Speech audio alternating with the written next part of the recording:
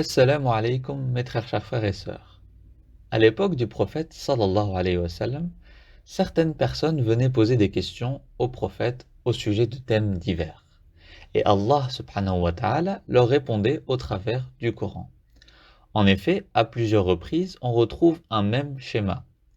Wa yas'alunaka an, trois petits points, qui veut dire et ils te questionnent au sujet de trois petits points.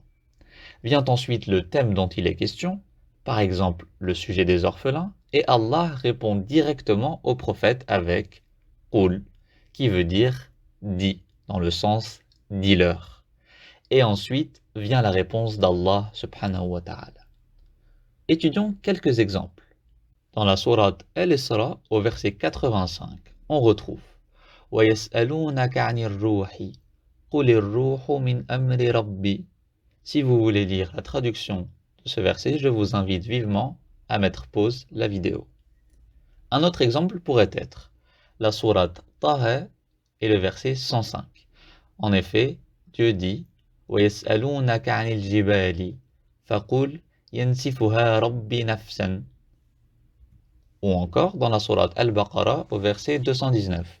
يَسْأَلُونَكَ عَنِ الْخَمْرِ وَالْمَيْسِرِ قُلْ فِيهِمَا إِثْمٌ كَبِيرٌ وَمَنَافِعُ لِلنَّاسِ وَإِثْمُهُمَا أَكْبَرُ مِنْ نَفْعِهِمَا. Et enfin, par exemple, dans la sourate Al-Baqarah au verset 220, on retrouve وَيَسْأَلُونَكَ عَنِ الْيَتَامَى قُلْ إِصْلَاحٌ لَهُمْ خَيْرٌ.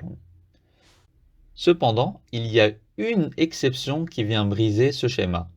En effet, analysons le verset 186 de la sourate Al-Baqarah. On retrouve le même début avec وَإِذَا سَأَلَكَ عِبَادِي puis عَنِّي. D'ailleurs, ici le sujet est Allah subhanahu wa ta'ala qui est introduit avec le pronom attaché i dans عَنِّي. Cependant, la suite est différente.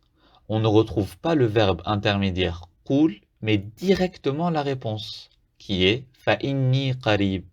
Cela est tout simplement magnifique puisque c'est une façon de nous montrer à quel point Dieu est proche de nous et que cette fois-ci, sans absolument aucun intermédiaire.